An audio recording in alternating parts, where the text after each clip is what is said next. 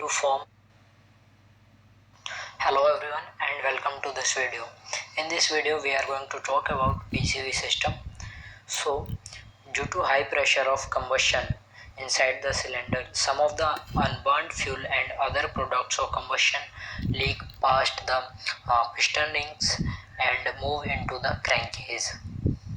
So this phenomena is known as blow-by, and these are unburned fuel, and yes, these are hydrocarbons. So these hydrocarbons and other products are being recirculated uh, by PCV system, and if the blow-by is not removed, it will condense inside the crankcase, and not only that, it may react to engine oil to form a sludge here. So this newly born sludge will definitely corrode the engine and piston rings and bearings, valves, etc. So the unburned fuel will dilute the lubrication oil also, and the dilution of lubrication oil will lower the viscosity of the oil and will create lubrication problem also. So also the presence of blow-by gases increase the pressure inside the crankcase. It can break seals and can come out leaving a leakage in the crankcase. So now let's see how it works.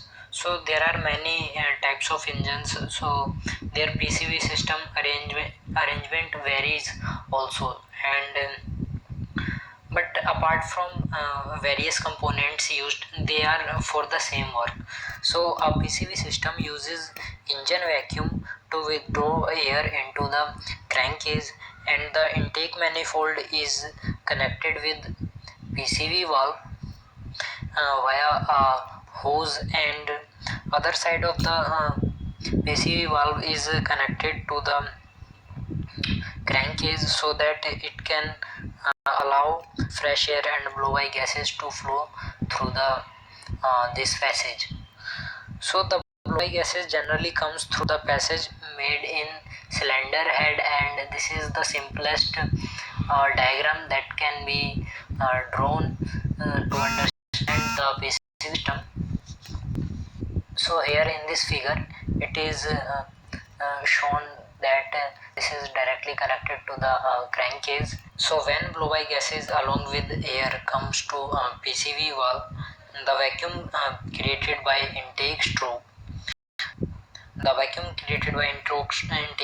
opens the tapered valve which is inside the PCV valve, and this opening makes the air and blow-by gases to go into the intake manifold, and hence these gases are ignited for power stroke.